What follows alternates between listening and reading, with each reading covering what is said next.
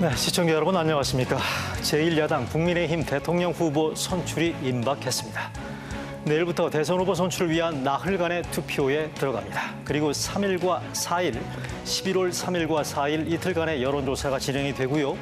이어서 마침내 11월 5일 금요일에 최종 후보가 선출됩니다. 국민의힘 대선 후보는 과연 누가 될까요? 오늘이 마지막 TV 토론입니다. 본격 토론을 앞둔 이곳 KBS 스튜디오 안팎에는 지금 팽팽한 긴장감과 더불어서 뜨거운 열기가 이어지고 있습니다.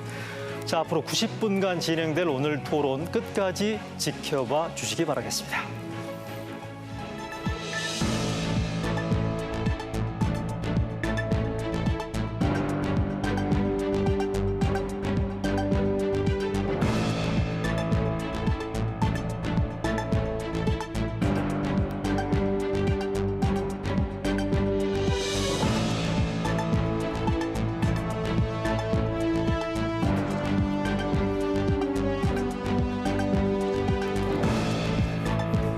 자, 네 분의 후보 자리 함께하고 계십니다. 한 분씩 소개해드리겠습니다. 먼저 유승민 후보입니다. 네, 안녕하십니까. 유승민입니다. 네, 다음으로 윤석열 후보입니다. 네, 안녕하십니까. 윤석열입니다. 이어서 원희룡 후보입니다. 네, 안녕하십니까. 원희룡입니다. 마지막으로 홍준표 후보입니다. 홍준표입니다. 네, 오늘 발언 순서와 좌석 배치는 국민의힘 선거관리위원회의 사전 협의로 결정했고요. 마지막 토론이니만큼 후보들의 진면목 유감없이 발휘해 주시고 페어플레이 멋지게 마무리해 주시길 기대하겠습니다. 그럼 토론 바로 시작하겠습니다. 자, 첫 번째 토론 순서는 시간 총량제 자유 토론입니다. 오늘 토론이 표심을 결정할 마지막 시간인 만큼 토론 주제는 내가 민주당 이재명 후보를 꺾을 적임자인 이유로 저희가 정했습니다. 왜 내가 국민의힘 대선 후보가 돼야 하는가 설득할 수 있는 이 자리가 마지막 기회가 되겠고요. 후보자 한 분당 8분의 시간이 주어집니다. 첫 발언자 빼고는 발언 순서가 정해져 있지 않습니다. 자유롭게 발언하실 수 있고요. 상대 후보를 지목해서 질문하는 방식이 아니고요. 후보 본인의 주장을 펼치는 그런 자리가 되겠습니다. 누가 더 설득력 있고 논리적으로 다가가느냐 아마 시청자들이 오늘 유심히 살펴보시겠죠. 물론 자유 토론이니까 끼어들기 하거나 반론과 재반론 모두 가능합니다. 단 무리하게 끼어들기를 한다거나 말 끊기가 반복되면 제가 개입하겠습니다. 각자 발언 시간 관리 잘 해주시길 부탁드리고요. 한 번 발언에 가급적 1분 넘지 않도록 해주십시오. 후보 간에 혹시 잔여 시간이 좀 넘치겠다, 편차가 클 경우에는 시간이 많은 후보에게 제가 발언권을 드릴 수 있다는 점도 미리 말씀을 드리겠습니다. 자, 그럼 내가 민주당 이재명 후보를 꺾을 적임자인 이유 자유토론 들어가겠습니다. 자유토론은 유승민 후보가 문을 열겠습니다. 예, 안녕하십니까. 오늘 마지막 토론에 첫 발언을 하게 됐습니다. 누가 이재명을 이길 수 있느냐 이걸 가지고 이제 화두를 던져서 토론을 하도록 하겠습니다. 우선 지난 27일 갤럽 여론조사에서 저에 대한 국민들의 지지도가 굉장히 빠르게 올라오고 있습니다. 나흘 전의 일이니까 아마 오늘쯤은 우리 윤 후보님이나 홍 후보님 제가 따라잡았을지도 모르겠습니다. 이 경선은 당원과 국민이 정하십니다. 여론조사와 당원 50%씩 해서. 그런데 본선의 핵심은 뭐냐? 저는 중도 확장성이라고 생각합니다. 왜냐하면 민주당과 국민의힘 양쪽 진영의 지지자들은 본선에 가면 자기 후보를 거의 다 찍을 겁니다. 결국은 중도층, 무당층, 그리고 제가 늘 이야기하는 수도권, 청년층, 여기에서 저는 우리 본선 승부가 좌우가 된다고 생각을 합니다. 그래서 저 유승민의 경우에 제가 저의 강점을 이재명 후보를 상대로 저희 강점을 말씀을 드리자면 저는 그동안 10년 넘게 개혁 보수를 주장을 해왔습니다. 보수 중에는 누구보다도 중도 보수 확장성이 강하다고 저는 자신을 합니다. 그리고 정책과 토론에서 저는 이재명 후보를 압도를 할 수 있습니다. 특히 이재명 후보의 그 기본소득, 기본주택, 기본대출, 기본 시리즈는 제가 가장 오랫동안 비판을 해왔습니다. 그리고 다들 도덕성 깨끗하다고 주장하지만 저 유승민 22년간 정치하면서 도덕성 이재명 후보를 상대하는데 정말 아무 약점이 없습니다. 그래서 저는 제가 중도 확장성이 제일 강하다고 생각을 합니다. 여기까지 말씀을 드리겠습니다. 예. 그럼 제가 말씀드릴까요? 뭐 하십시오. 예. 이번 주 10월 4주차죠. 여론조사 10개 여론조사를 보면 이재명 후보를 상대하는데 10개 여론조사에서 전부 홍준표가 1위로 되어 있습니다. 또 최근 여론조사 추이를 쭉 보면 각종 여론조사에서 홍준표만이 이재명을 이길 수 있다는 조사가 발표가 되고 있습니다. 이재명을 제가 꺾을 수 있는 가장 첫 번째 이유는 도덕성이 우위다. 저는 그렇게 생각을 합니다. 이재명 그 후보는 쌍욕을 하는 사람이죠. 그리고 무상연애도 했고 무상 포퓰리즘이고 또 최근에는 재난지원금 또 준다고 하면서 천조시대, 이 부채가 천조시대인데 나라 망치는 파퓰리스트입니다. 그래서 이재명 후보를 대적하려면 홍준표가 나가는 게 가장 적합하다. 그 두 번째, 이제 방금 유승민 후보께서 말씀하신 확장성 문제입니다. 홍준표가 갑자기 이렇게 1위가 될 수 있었던 것은 2040의 힘입니다. 2040에서 이재명 후보를 압도할 수 있고 또 우리가 늘 10% 지지도 못 받던 호남에서 지금 홍준표 지지가 20% 이상이 이재명 후보하고 대결해도 쭉 나오고 있습니다. 그렇기 때문에 보수나 60대 이상은 우리 후보가 되면 자동적으로 옵니다. 그래서 이재명 후보하고 붙으려면 경기도 차베스, 이 베네수엘라 급행열차하고 붙으려면 아무래도 홍준표가 제일 낫지 않을까 저는 그런 생각입니다. 원희룡입니다. 지금 내부 싸움 하느라고 중요한 두 가지를 잊고 있습니다.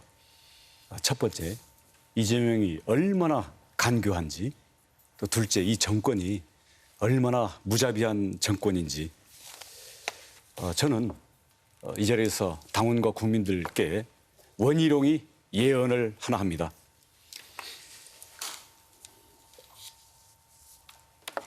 이재명이 지금 대장동 비리로 아주 궁지에 몰려 있는데요.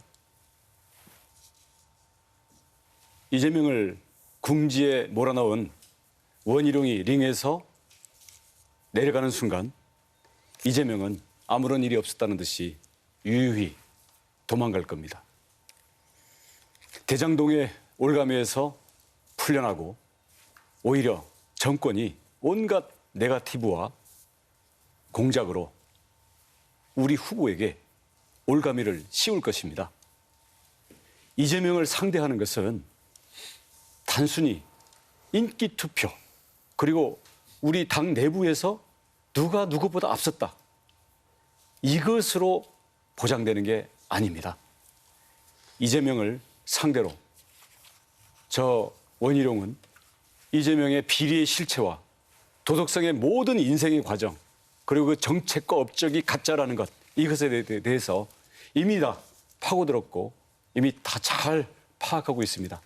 이재명을 가장 잘 알고 이재명을 쓰러뜨릴 준비가 가장 잘 돼 있는 사람이 바로 저 원희룡입니다. 원희룡이 본선 링에 올라가서 이재명과 1대1로 4개월 동안 맞붙는 싸움을 맡아야 되는 이유가 바로 그것입니다.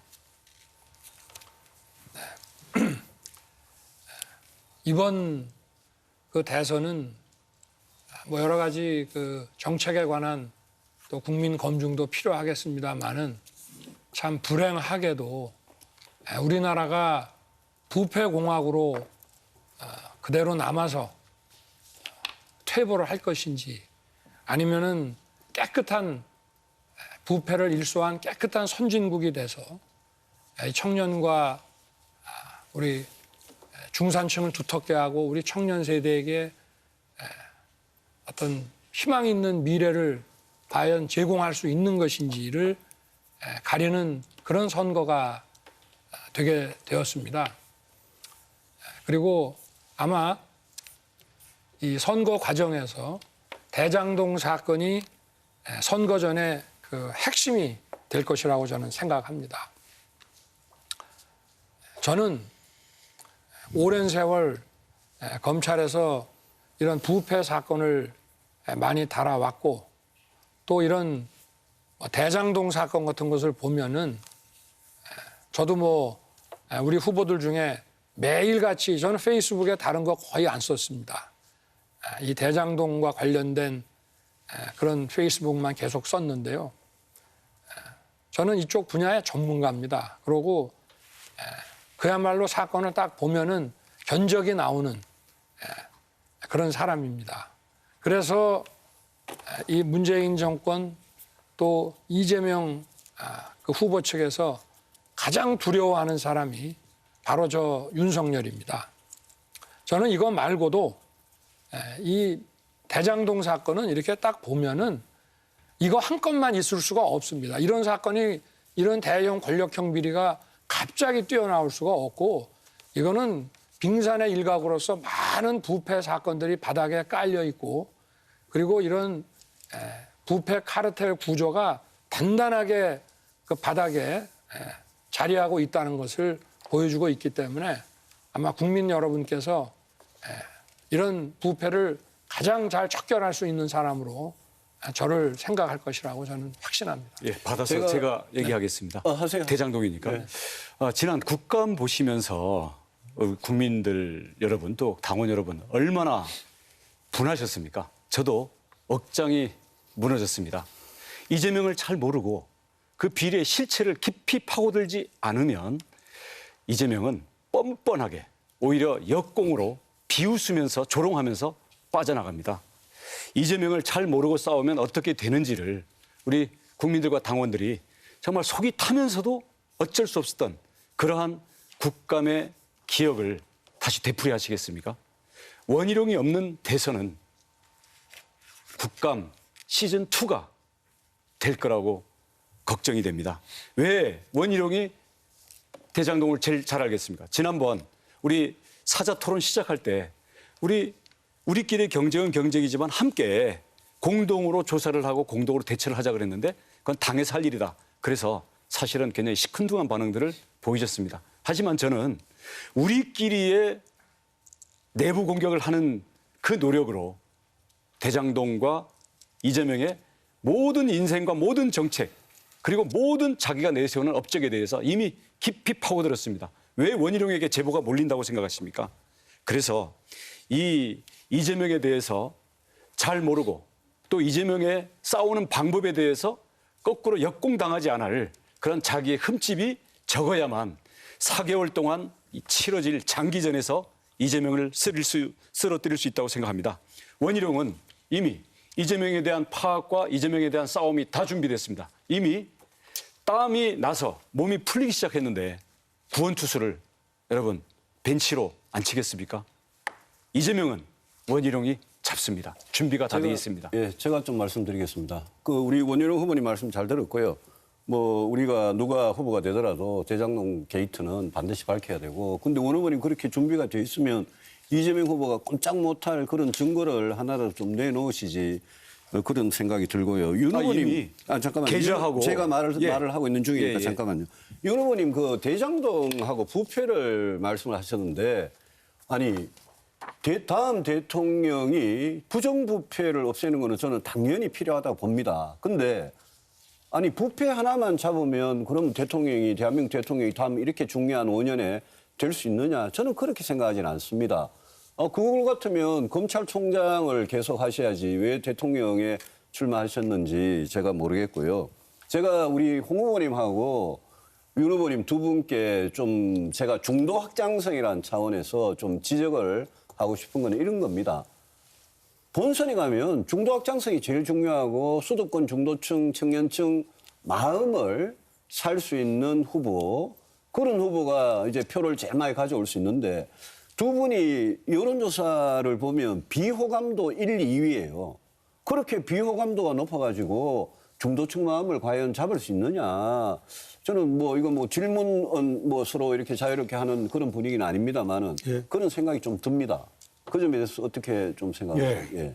유승민 후보님이 말씀하시는 중도 확장성은 로데이터 보면 제가 제일 있습니다. 아니, 근데 비호감도도 제일 높더라고요.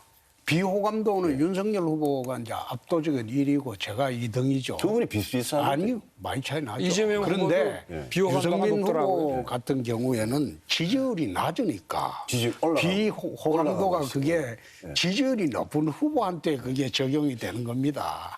아니요, 과거에 예. 비호감도 그렇게 높지 않았거든요. 대통령 된 사람들이. 그게 확장성의 문제 아니겠습니까? 비호감도라는 게. 그렇지 않습니다. 지난번에 탄핵 대선 때 동아일보 조사에 의하면 문재인 후보가 비호감도가 제일 높았습니다. 한번 다시 확인해 보시죠. 아니요, 제 말이 제 틀린다. 기억에는 대통령이 된 후보는 비호감도가 그렇게 높아가지고는 이재명 후보 비호감도 높은 건 맞아요. 맞는데 홍 후보님 비호감도도 못지않게 높더라고요. 우리 윤 후보님도 마찬가지고. 그런데 방금 제가 말씀드렸듯이 지지율이 낮으니까 호감 비호감을 따지지 않는 거죠. 아이고, 그 말씀 좀 그만하시고 제가 한 말씀 드릴게요. 하십시오. 그 우리 유승민 후보님의 그 중도 확장이라고 하는 거 그게 선거에 중요한 것이고 다 맞습니다. 그런데 정말 선거가 그런 정책만 가지고 하면 참 얼마나 좋겠습니까? 그런데 매번 할 때마다 이제 그 정책을 보고 그 판단하는 것보다는 다른 요소들이 많이 작용을 하지 않겠습니까?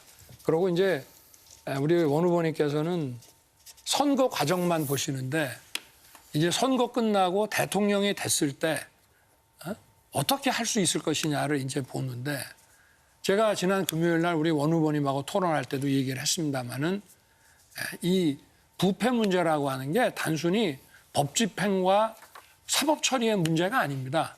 국가의 근본과 관계 있는 것이고 이 부패 구조가 제대로 처리가 안 되면 소위 말하는 사회적 자본이 다 훼손이 돼가지고 지금 그런 얘기도 있지 않습니까? 우리가 경제 성장에서 무슨 생산하면서 경제학을 하셨으니까 자본과 노동의 그 투입으로 이제 그 산출이 나오고 경제 성장이 된다 하는데 옛날에 소련 같은 나라는 그 엄청난 자본과 그 노동력을 가지고 왜 한계에 부딪혔느냐? 그게 바로 공정, 상식, 또 실질적 법치 이런 것들이 안 됐기 때문이고 그리고 지금의 앞으로 향후에 그 경제 성장이라고 하는 거는 기업이 하는 것이지 과거처럼 국가가 무슨 정책으로 주도해 나가는 게 아니기 때문에 가장 첫 번째로 이런 실질적 법치 기반을 만들고 공정과 상식이 지배하는 사회를 만들어야 되기 때문에 그리고 경제에서는 충분한 자율과 공정한 관리를 이제 하는 것이 필요한 겁니다. 그래서 저는 선거 과정에서도 이재명과의 그 싸움이 중요하지만 실제 집권을 했을 때 어떨 것인가를 보고 국민들이 선거 때 표를 주시는 게 아니겠습니까? 저는 이제 그 말씀을 드리는 겁니다. 네. 부패 문제에 대해서는. 그럼 제가 두 번째로 한번 이야기해 네. 볼까요? 윤 후보님 얼마 전 토론 때 제가 이재명이 구속시키겠다 이러니까 그럼 대통령 그런 거 하는 거 아니다. 그렇죠. 시스템을 잘 있어야 만들어야죠. 한다. 네. 지금 마찬가지로 네. 대통령이 수사지휘하는 것 아닙니다. 그렇습니다. 대통령이 수사 네. 외곽만 알면 되는 것이지 수사 실무자는 아니거든요. 그리고 방금 소련 예를 들었는데 소련의 한계는 그것 때문에 발전의 한계가 있었던 게 아니고 공산주의의 한계입니다. 그러니까 공산주의가 바로 실질적 법치가 제가 아니니까 만약 그런 거죠. 대통령이 후보가 되면 우리 원희룡 후보님 대장동 비리 TF 총괄 책임자 좀 해주시면 훨씬 좋을 것 같은데 어떻습니까? 역겹지 않습니까? 아니요. 역겹다고 하셨던데. 옛날에는 역겨웠죠. 아니, 며칠 전에 페이스북에. 그런 질문을 하니까 그렇죠. 아니요. 네? 지금. 해주기 싫으면 대장동 비리 TF 팀장 할 사람 또 있습니다. 아니, 여기 홍 후보님이야말로 과거에 모래시계 검사 잘하실 것 같은데. 그건 저는 수사 실무에서 떠난 지 꽤 오래됐습니다. 저도 마찬가지입니다. 저는 3년 반밖에 안 했고요. 대장동 비리 가지고 파헤칠 수 다른 사람은 대부분 그게 비리가 묻힌다고 말씀하셨으니까 제가 드리는 말씀입니다. 아니, 네. 대장동 비리 TF에서 할 수 있는 문제가 아니고 이재명하고 링에서 바로 붙어야 됩니다. 대장동 비리 토론 가지고 이재명 이길 수 있겠습니까? 홍 후보님? 나는 그것만으로 대선 안 합니다. 아니, 1대1 아니, 당장 1대1 넉 달 동안 토론을 1대1 하더라도 토론을 해야 되니까 그렇죠. 아니요. 대장동 비리만으로 대선은 되지 않습니다. 아니, 대장동 비리만 얘기하는 게 아니라 옛날에 이명박 대선 때는 BBK 그 하나만으로 대선 치르려고 민주당이 덤벼들었어요.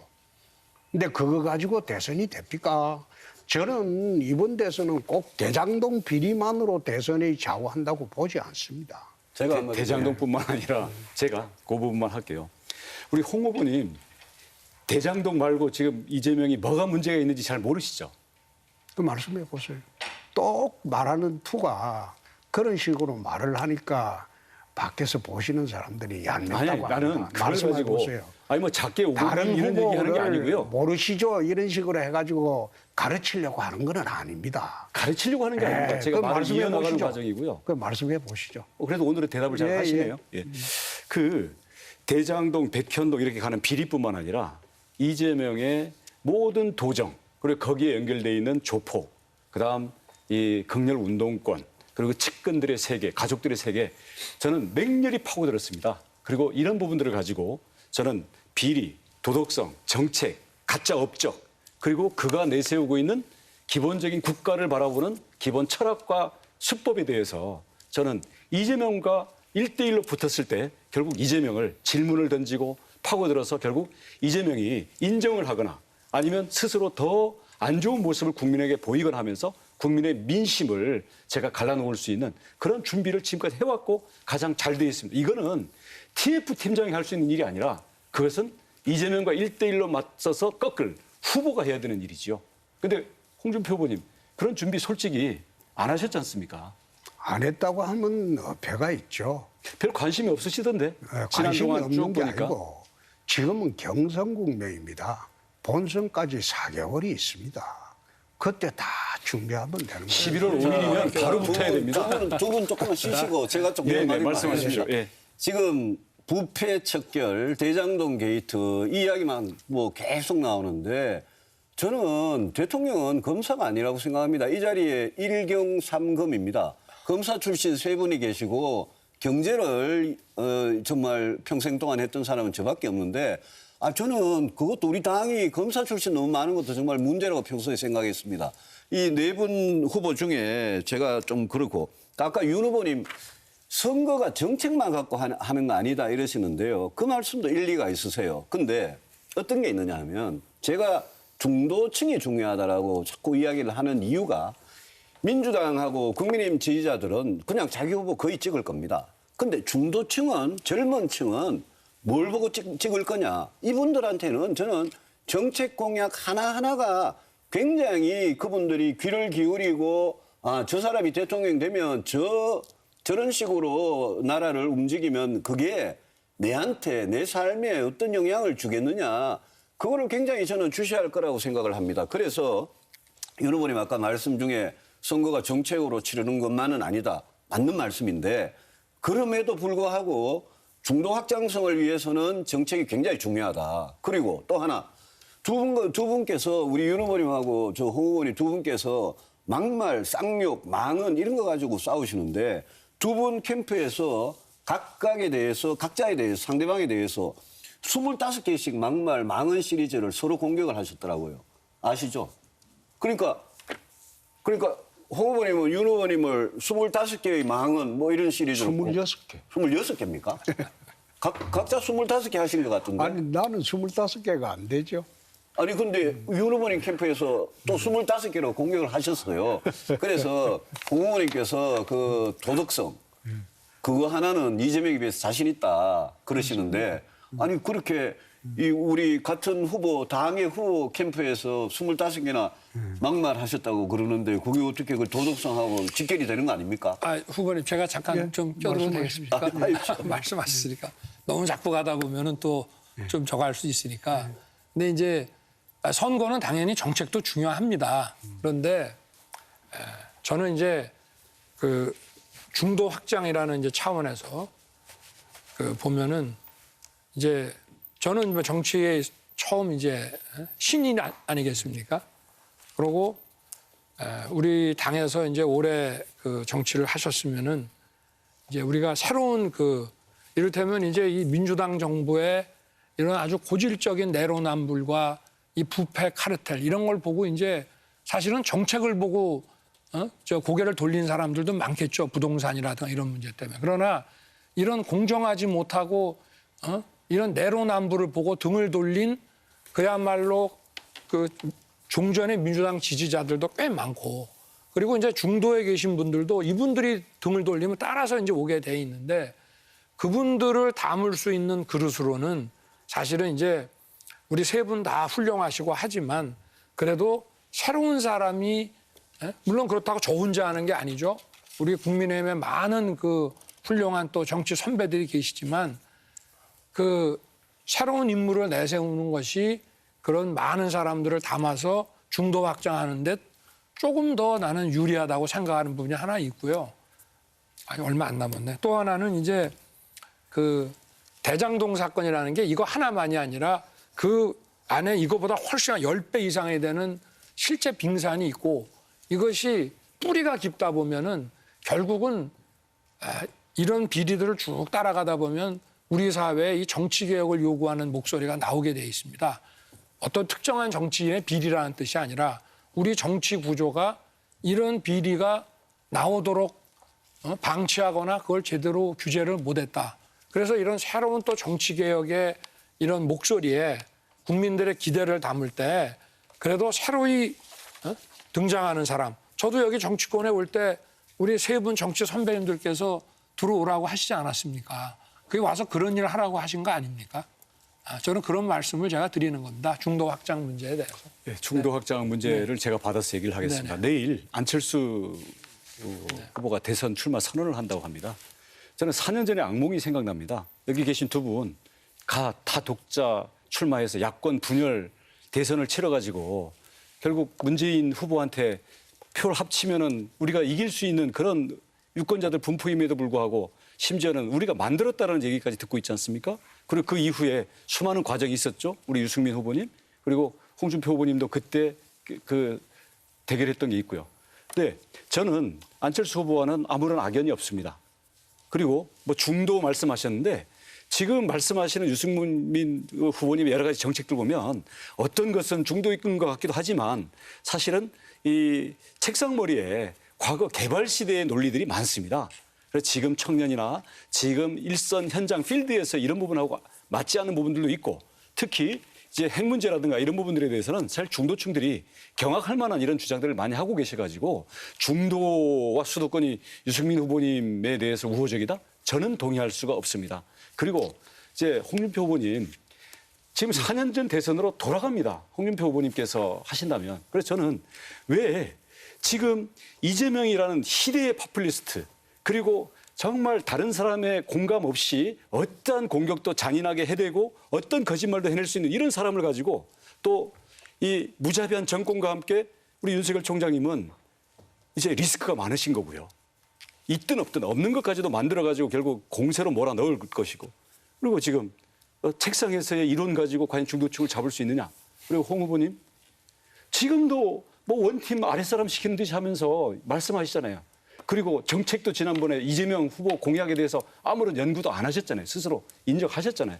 나는 이런 걸 가지고 저는 물론 대장동 비리와 이걸만 가지고 한다는 것이 아니라 이재명을 어떻게 잡을 것인가. 그리고 거기에서 우리 대선에 승패가 난다고 보기 때문에 이거는 누가 대신해 줄 수 없습니다. 코치한다고 제가 파고들고 저한테 제보 주고 제가 준비되어 있는 것을 코치한다고 이게 되겠습니까? 저는 이재명을 가장 잘 알고 가장 잘 싸우는 사람이 직접 이재명과 1대1로 붙어야 4개월 동안 우리가 공격을 놓치지 않고 전국 교체를 이룰 수 있다고 생각합니다. 네, 원희룡 후보 발언 시간 다 소진하셨습니다. 제가 할게요.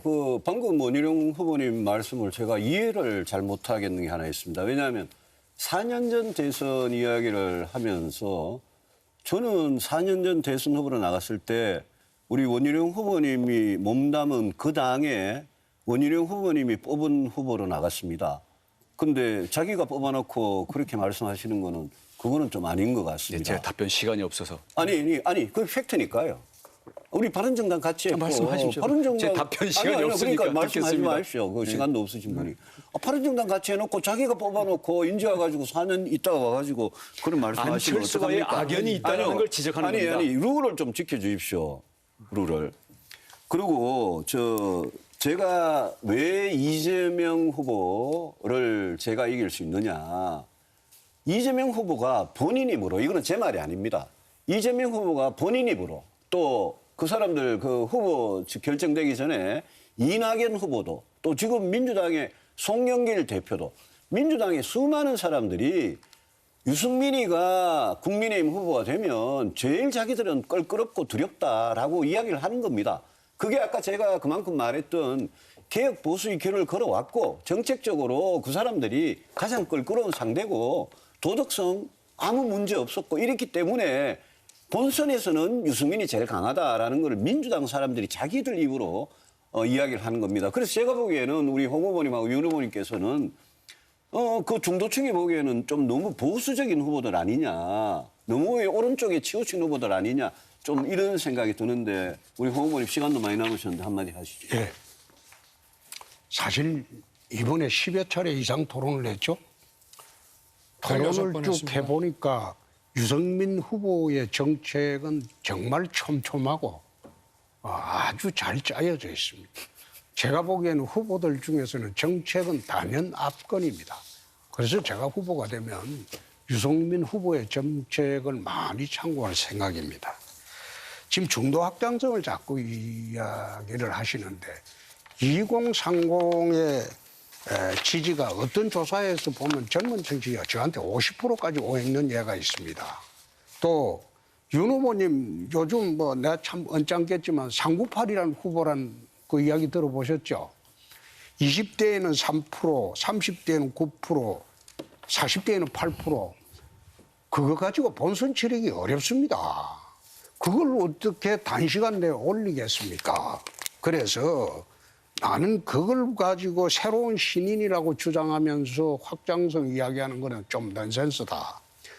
그리고 원희룡 후보님이 4년 전 대선을 자꾸 말씀하시는데 그때 원 후보님 바른정당에 우리 당 깨고 나가서 바른정당에서 이 내 당 지지율 4%밖에 안 되는 그 정당에서 당 재생시키느라고 얼마나 피눈물을 흘렸습니까?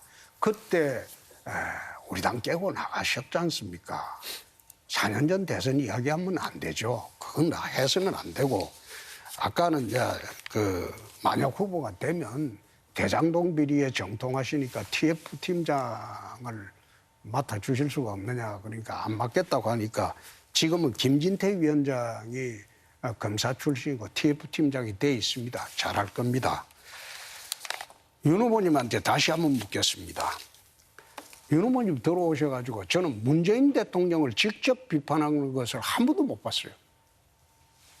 무슨 말씀이십니까? 문재인 정권은 비판해도 네. 문재인 대통령을 비판하는 건 내가 아니 보지 그게 다 한 사람이 아니라 전부 연합해서 한 일이기 때문에 문재인 정권, 민주당 정권 이렇게 하는 것이지. 예? 그 문재인이라고 하는 그 대통령 개인 혼자서 한 일입니까? 문재인 정권이라고 대통령이 지금 5년 네. 차에 들어가는데 네. 어떤 점이 잘못하고 있습니까? 한번 먼저 말씀해 보시죠. 아니, 하도 많아서. 아니, 네. 대표적인 것만 말씀해 보시죠. 뭐 일단 경제 정책으로 말할 것 같으면은 네. 소주성과 부동산 네. 정책으로 인해 가지고 우리 중산층들을 다 지금 절벽으로 내몰았고, 그죠? 원전 비리 그거는 네. 정점에 문재인 대통령이 있겠죠? 그렇습니다. 그런데 그러면 그 혼자 한 건 왜 아니죠. 검찰총장 하실 때 그 네. 끝까지 수사를 안 했습니까? 수사를 하다가 더 이상 할 수가 없는 상황이 돼서 나왔지 않습니까? 아니, 또 나오라고 하셨지 않습니까? 이제 아니. 그만하고 정치를 같이 하자고. 그래 있을 수 말씀하시면 있습니까? 안 되죠. 아니 검찰총장 혼자 수사합니까? 인사를 저렇게 학살 인사를 해가지고 다들 그때 세 분이 페이스북에 글도 아니. 많이 올리셨던데. 울산시장 선거 거기에 네. 정점에 문재인 대통령이 있겠죠? 그렇습니다. 왜 그거는 비서관도 조사를 못했던데요? 아닙니다. 청와대의 울산시장 선거 개입이기 때문에 지금 13명을 기소했는데 네. 그중에서 거의 한 10명 정도가 청와대 수석과 비서관들입니다. 수석이 기소가 된 사람이 그렇습니다. 누구죠? 정무수석이 기소가 됐죠. 잠시만요. 네. 잠시만요. 홍준표 후보님 윤석열 후보께 질문하시고 계시는데 윤석열 후보 발언 시간이 다 됐기 네. 때문에 동의하시면 윤석열 후보에게 발언 시간을 주시고 홍 후보 발언 시간에서 차감해도 괜찮습니다. 동의하시면. 그만 묻겠습니다. 아이고, 유승민 괜히 후보한테 불안한 한번 걸 많이 물어보겠습니다. 묻으셔가지고 할 얘기를 못하게 만드시네. 유승민 후보님한테 한번 물어보겠습니다. 지금 중도 확장성을 계속 말씀하시는데 네. 모든 여론조사 지표를 보면 중도 확장성이 제가 제일 있습니다. 최근에는 제가 20대, 30대, 40대가 예. 굉장히 빠르게 올라가가지고 홍 후보님하고 비슷해졌습니다. 그렇습니까? 예. 난 그거는 못 봤어요. 그럼 최근 걸 보셔야죠. 예. 최근 걸 봤는데도 못 봤는데 한 10초만 주시겠습니까? 예. 또 말씀하십시오. 예. 민주당. 저는 이만하겠습니다. 예. 말씀하시죠. 예. 그 저도 17초밖에 안 남아서 간단히 말씀드리겠습니다. 국민 여러분과 당원 여러분들께서 이재명하고 우리 4명 중에 누가 1대1 토론할 때 가장 경쟁이 있겠는지 그것만 한 마음속으로 상상해 주시고요. 우리 윤 후보님 부패 카르텔을 자꾸 주장하시는데 아니 검찰총장으로 계실 때 문재인 정권의 부패 카르텔에 대해서 뭘 하셨는지 제가 모르겠습니다. 좀 이따 주도권 토론 때 하겠습니다. 예. 이재명 후보하고 제가 지금 여론조사 수치상으로 저만 이기는 것이 나오는 가장 큰 이유가 민심의 흐름입니다. 두 번째, 이재명 후보보다 도덕적 우위에 있다. 세 번째, 2030 세대의 확장성의 우위에 있다. 네 번째, 18개 분야에 160개 공약을 발표하고 준비된 후보다. 그리고 다섯 번째, 5선 국회의원이고 경남도지사 2번 했고 당대표 2번 했고 대선 후보까지 한 경륜과 지혜, 리더십, 추진력과 돌파력 이런 걸 보고 지금 우위에 있다. 국민들이 그렇게 보고 네. 있습니다. 자, 네 후보 간의 자유 토론 여러분 어떻게 보셨습니까? 네 후보 간의 본선 전략 그리고 본선 경쟁력을 한 자리에서 아마 비교할 수 있는 그런 시간이었던 것 같고요. 이 네 후보 간의 자유 토론은 저희가 이번에 처음 도입한 방식이어서 후보들이 제대로 토론을 진행할 수 있을지 혹시 논쟁이나 언쟁이나 말싸움으로 이게 변질되지는 않을까 걱정도 했습니다만 지금 보니까 네 후보님들 발언 시간, 토론 규칙 잘 지켜주셨네요. 사회자가 끼어들 틈이 거의 없었습니다. 감사드리고요. 자, 이어서 토론 두 번째 순서로 넘어가겠습니다. 이어지는 토론은 주도권 토론입니다. 많이 해보셨죠?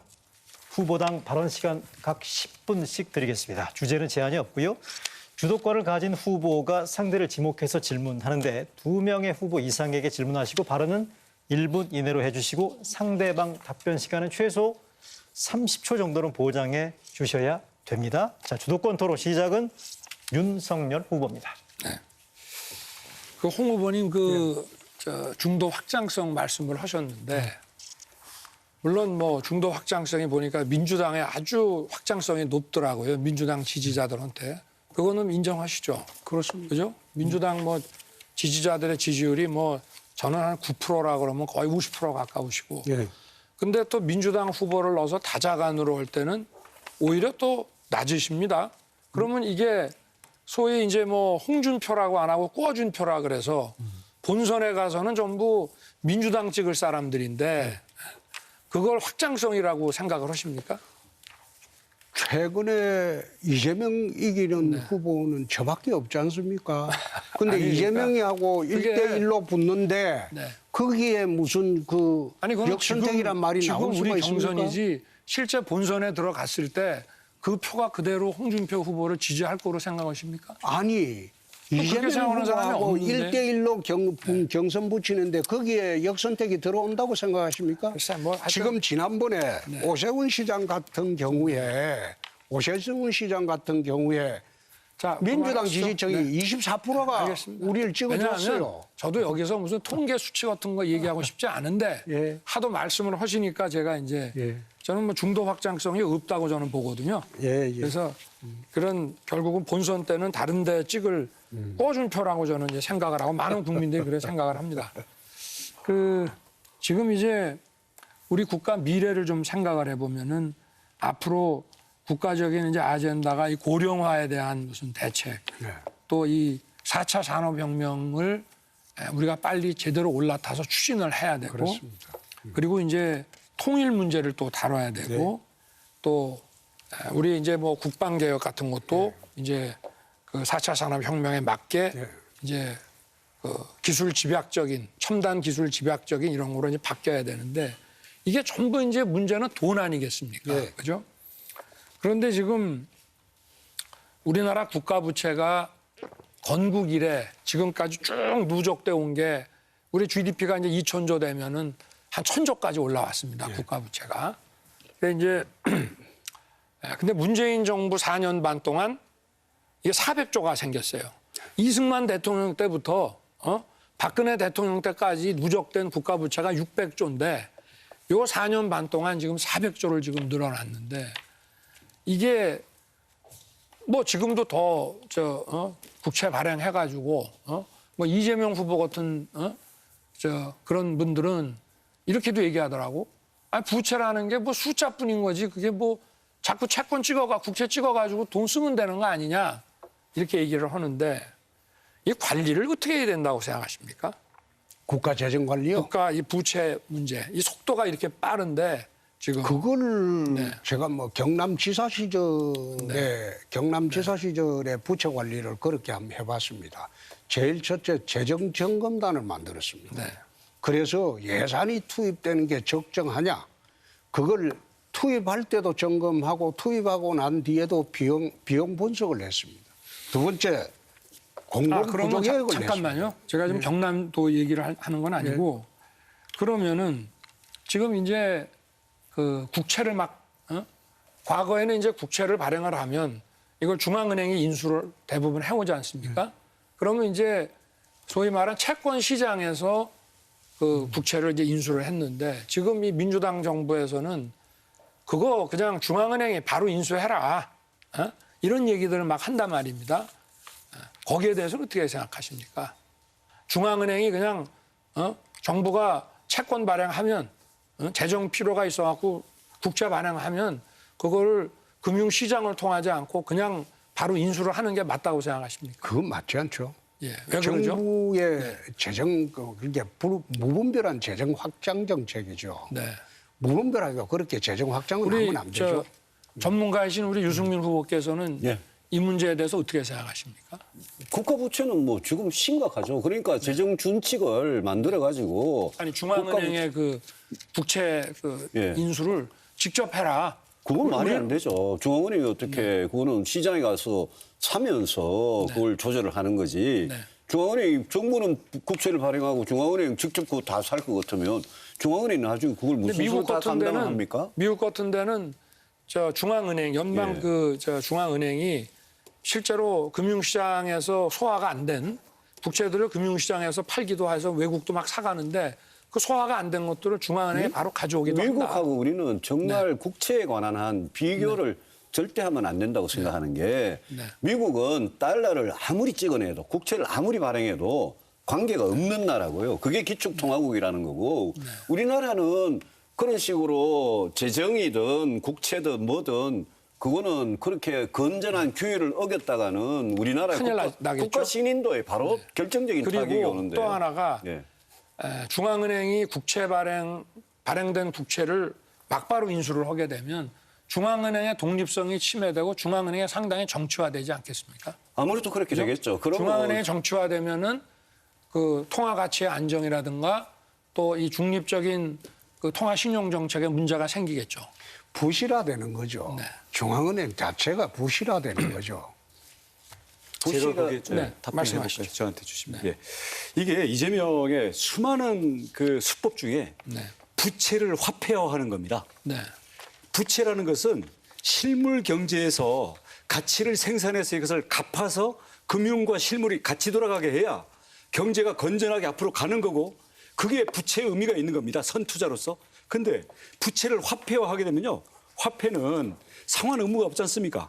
국가가 강제로 통용시켰는데 이거는 국가 경제 전체와 국민들에게 물가 인상이라는 하이퍼 인플레이션으로 가서 경제가 망가지는 겁니다. 아니 그러니까 과거에 우리가 저 60년대, 70년대 경제 발전을 해올 때 뭐 외채 그 당시에는 우리가 어디 저 외채를 많이 이제 빌려다 쓰고 또 재정 적자도 많았지만 그렇게 해서 저 외채를 가져오고 또 적자 재정으로 해서 생긴 채무는 전부 뭘 했습니까? 우리 SOC라든가 우리가 생산할 수 있는 자산에다가 그 자산 구입에 투자하는 데 썼는데 이거를 돈을 발행을 해가지고 저 국채를 발행하고 이 화폐를 가지고 그 뭐 기본소득을 나눠주고 이렇게 하면 나중에 이 부채를 갚을 수 있는 이 소위 그 캐시플로우를 만들어내는 투자 자산이 안 생기지 않습니까? 그래서 우리 윤 후보님 굉장히 중요한 문제를 지적해 주신 건데요. 이 이재명의 정책의 핵심을 찌르는 것 중에 하나가 바로 부채 화폐화입니다. 그렇습니다. 국가 만능주의고요, 권력 만능주의고요. 또 하나는 목돈을 푼돈으로 만들어서 이걸 흐트러뜨리는데 재주를 갖고 있습니다. 자, 제가 하나 돈은 모여야 힘이 생깁니다. 맞습니다. 예. 네. 하여튼 이런 국가 재정 관리가 앞으로 해야 될 일이 많기 때문에 지금 여기 4차 산업혁명 같은 거 돈 엄청 들어가는 겁니다. 그럼 우리 유 후보께서도 근데 윤 후보님께서는 네. 그걸 그럼 국가 부채를 어떻게 하겠다는 말씀은 지금 안 하시고. 아니 그러니까 예. 돈이 이렇게 많이 들어가기 때문에 어차피 선진국도 우리가 지금 국가 그 GDP 대비 50%밖에 안 된다고 해서 일본이 200%다 상관없다 이게 아니고 선진국은 벌써 영국이다 뭐 독일이다 이런 나라들은 벌써 이게 누적 기간이 100년이 넘습니다. 한 거의 200년 가까이 되고 우리는 지금 70년 동안 600조 누적인데 지금 문재인 정부 4년 반 동안 이걸 400조를 지금 만들어냈고 예. 이 부채 관리를 제대로 해야지. 어떻게 해요? 그러니까 연간 수입이 문제가 아니라 수십 년간 쌓인 자산 축적이 있는 거죠. 아니 그렇습니다. 그렇죠. 그러니까 꼭 필요한 거 대통령이 아니. 되시면 어떻게 하겠다는 거예요? 아니 그러니까 예. 꼭 지금 이재명 같은 방식에 또 민주당 같은 방식에 아니 우리나라 국가 부채 낮다. 이거 200%까지 돼도 전혀 문제 없다 하는 방식에 접근을 해서는 절대 안 되고. 그러니까 실물의 생산성을 높일 수 있는 투자로만 써야 됩니다. 지금 윤석열 씨의 방식은 어떻게 부채를 동결하거나 저감하시겠다는 그 방식을 한번 가르쳐 주세요. 아니 그 방식은 여러 가지가 있어요. 예. 그게 아까 중요합니다. 말씀하신 뭐 재정 준칙도 있고요. 예, 예. 어쨌든 국가 부채를 줄여야 됩니다. 나중을 위해서. 예. 그 말씀 어떻게 줄입니까? 아니 그게 말씀하신 재정 준칙하고 예. 그리고 저 지출 구조 조정 같은 거를 잘 해서 예. 어쨌든 그 세수 범위 내에서 재정 범위 내에서 써야지 자꾸 이게 부채를 발행하거나 또는 부채를 막 발행하기 위해 가지고 이 중앙은행이 바로 인수해야 된다는 이런 주장들을 우리가 절대 받아들여서는 안 된다. 경기 불황 때 정부의 역할은 그런 없는 겁니까? 아, 그럴 때는 할 수 있죠. 우리가 이제 코로나 같은 상황에서 할 수 있습니다만은 그걸 하고 났으면은 또 미래에 쓸 돈을 축적하기 위해서 또 저희가 긴축을 해야죠. 전문 분야 아닌데 뭐- 공부하시느라고 고생했습니다. 제가 지사를 하셨기 때문에 예. 한번 여쭤보는 이게 워낙 중요한 문제이기 예, 때문에. 예. 지금 끝났네요. 네, 제 사회자 직권으로 발언 시간 15초 좀 더 드리겠습니다. 윤석열 후보 질문하십시오. 아니 뭐 제가 다른 걸 하나 질문을 하려고 했는데 짧게요. 예, 시간이 나중에 없어서 하세요. 질문은 못 할 것 같습니다. 그럼 나중에 그러면 홍준표 후보 주도권 토론 시간에 네. 답변으로 가름하시면 될 것 같고요. 자, 주도권 토론 유승민 윤석열 후보 순서 저죠? 받고요. 예, 네. 유승민 후보님한테 한번 잠시만요. 묻겠습니다. 늘 지금 가장 잠시만요. 예, 잠시만요. 다음 주도권 토론은요. 홍준표 후보가 아니고 원희룡 후보고요. 예, 예. 제 홍준표 순서 후보의 여러분. 주도권 토론 시간에 못다 하신 질문과 답변을 윤석열 후보와 주도권 토론 시간에 소화해달라는 그런 당부였었고요. 자, 주도권 토론 원희룡 저한테 후보 남은 10분. 시간이 잘 안 보여가지고 가리고 계셔가지고 예. 아니 10분 남아 계시죠. 나 10분 예, 지금 드리겠습니다. 시작이 원희룡 중간 후보. 그게 예. 네, 주도권 토론. 알겠습니다. 그 먼저 윤석열 후보에게 묻겠습니다. 그 최근에 그 지지 호소문을 보니까 윤석열 후보로 이기는 것이 문재인 정권에게 가장 뼈아픈 그 패배다, 승리다 이런 말씀을 하셨던데 저는 그것을 보면서 아 우리 윤석열 후보의 한계가 저거구나라고 오히려 거꾸로 느꼈습니다. 캠프에서는 어떻게 평가하시는지 모르지만 왜냐하면 지금 우리에게 필요한 것은 문재인 정권에게 뼈아픈 그 패배가 필요한 것이 아니라 지금 문재인보다 몇 배나 더 간교하고 몇 배나 더 무자비한 이재명 후보를 어떻게 꺾을 것인가. 그리고 지금 이재명 후보가 뭐라도 할 거다. 그리고 정 안 되면 기존의 기득권자들을 괴롭히기라도 해줄 거다라고 해서 거기에 대한 또 확고한 지지층들이 있지 않습니까?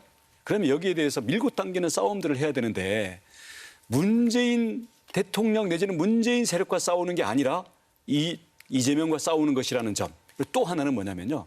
지금 아까 중도층 말씀하시는데 우리는 막연한 중도층 얘기하면 안 됩니다. 지금 민주당 세력 중에도 지지층 중에도 문재인 대통령을 지지하지만 이재명은 도저히 지지하지 못하겠다라는 사람들이 많습니다. 아주 많고 아주 지금 격앙돼 있고요. 여기에서 과연 국민의힘 후보가 누가 되는지 그리고 과연 어떠한 노선을 채택하는지에 대해서 아주 민감하게 바라보고 있습니다. 여기에 따라서는 단순히 무당층뿐만 아니라 민주당 지지층 중에서도 상당 부분이 어쩌면 이 반 이재명 연합 전선을 통해서 보다 원래 그 처음에 정계 입문하실 때 하셨던 압도적 승리를 할 수 있는 그게 될 수 있다는 걸 저는 봅니다.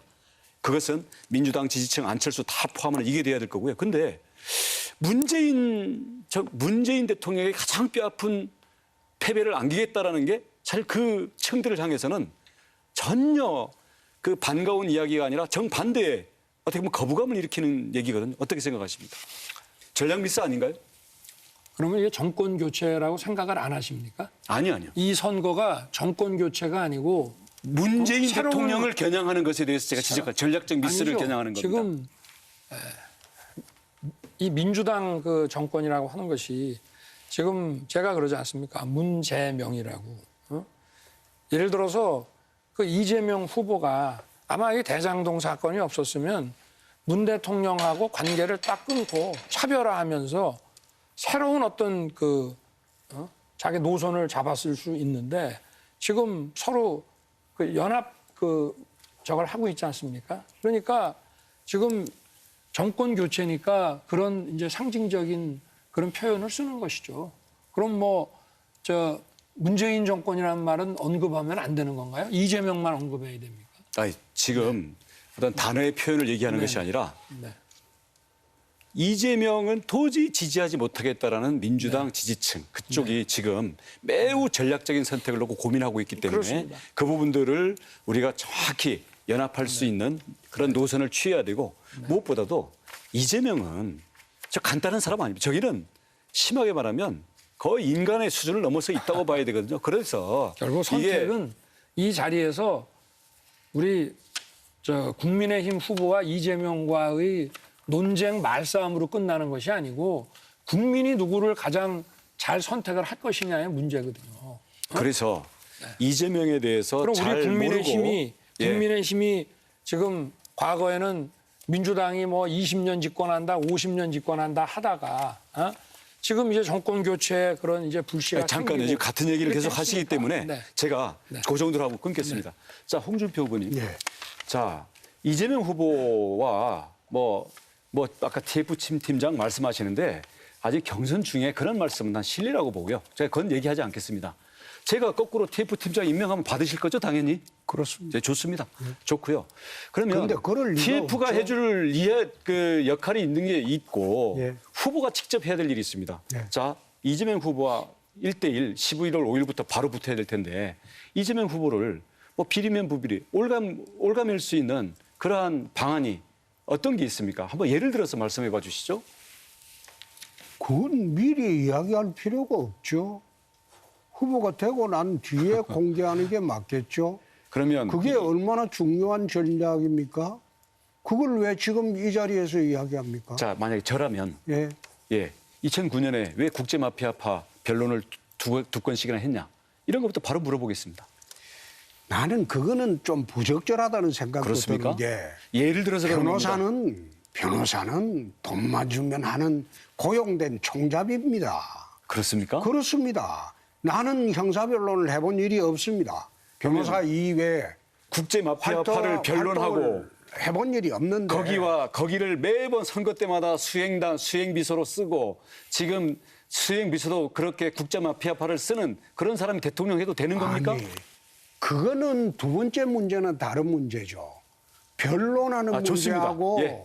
제 그 주도권이니까요. 뒤에 이제 사람하고 연합하는 문제, 그건 별개의 자, 제 문제죠. 주도권이니까 예. 네, 좋습니다. 그래서 아까 제가 첫머리에 말씀드렸습니다마는 이재명을 잘 모르고 이재명을 가볍게 보고 정책이나 비리도 연구 안 하는 그런, 물론 앞으로 하면 된다고 그러지만 정권이 수단 방법을 안 가리고 없는 일까지도 만들어내면서 준비 부족이라든지 아니면 리스크라든지 이런 것들을 공격해 들어올 때 막상 우리 유권자들, 특히 당원들과 국민들이 그냥 인기를 보고 또는 어디가 될 것 같은가 이런 걸 가지고 선택했던 것이 과연 눈앞에 닥쳐 있는 이 시커먼 어둠과 위험에 대해서 직면하지 않고 우리들끼리 그냥 어쩌면 자기 자신의 희망사항을 위주로 해서 나중에는 결국 이게 예언이 현실화된다면 저는 굉장히 중대한 국민에 부닥칠 수 있다고 봅니다. 그 점에 대해서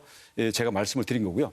자, 오늘 토론이 사실 10번 토론이 다 끝났습니다. 그러면 저는 막판에 특히 홍 후보님 그리고 우리 윤석열 후보 캠프에서는 여러 가지 왔습니다만은 우리 내부 싸움으로 가지고 그냥 우리 내부끼리 밀어내면 그다음 정권 교체가 당연히 되는 것처럼 생각하는 그 부분에서 저는 간절함이 부족하고 저는 전략이 부족하고 무엇보다도 우리 앞에 닥쳐 있는 이 리스크와 이재명이라는 이 실체 그리고 정권을 빼앗기지 않기 위해서 할 온갖 공작에 대해서 저는 너무 좀 한가하지 않나 이런 생각이 들어서 참 통탄을 하고 있고요. 저는 오늘 이 토론이 끝나고 나서 내일부터 뭐 하실지 모르겠지만 저는 대장동에서부터 청와대까지 내 두 발로 1인 시위로 걷고 우리 국민들에게 지금 대장동이 끝난 게 아니다. 이재명이 대장동에서 지금 유유히 빠져나가서 도망가려고 그러는데 이재명 가긴 어딜 가느냐라는 것으로 해서 제가 대장동에서부터 청와대까지 1인 시위 걷기를 할 생각입니다. 자, 나는 원팀이라고 하셨으니까 5일까지 하실 일도 없잖아요. 같이 하시면 어떻습니까? 나는 11월 4일까지 선거운동을 해야 됩니다. 그렇습니까? 경선 선거운동을 하러 다녀야죠. 경선이 끝나고 난 뒤에 이제 원팀이 되는 거죠. 예. 그래서 저는 11월 4일까지 11월 4일 아마 저녁 6시까지죠. 예, 좋습니다. 우리 유승민 후보는 어떻습니까? 예. 저도 내일부터 당장 일정이 있고요. 원 의원님, 저는 후보가 되면 네. 제가 청와대 앞에 멍석 깔아놓고 예. 일단 저 문재인 대통령 보고 대장동 이거 특검 받으라. 안 예. 받으면 당신이 무사하지 못할 거다. 예. 제가 시위해서 예. 특검을 관철시키겠습니다. 예, 어떻습니까? 글쎄 한번 생각해 보죠. 그게 과연 대장동에 지금 어제 대장동 가서 지금 청와대까지 가신다고 그랬는데 네.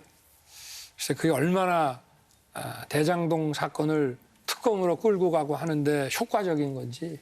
그냥 가는 게 아닙니다. 저는 네. 국민들께서 대장동 일타 강사라고 이름을 네. 붙여주셨지만 네. 저는 강사가 아닙니다. 저는 일타 공격수고요. 대장동을 이재명의 무덤으로 만들 모든 준비가 되어 있습니다. 아니 저도 대장동, 백현동 이런 거를 기획은 세우고 있는데 네.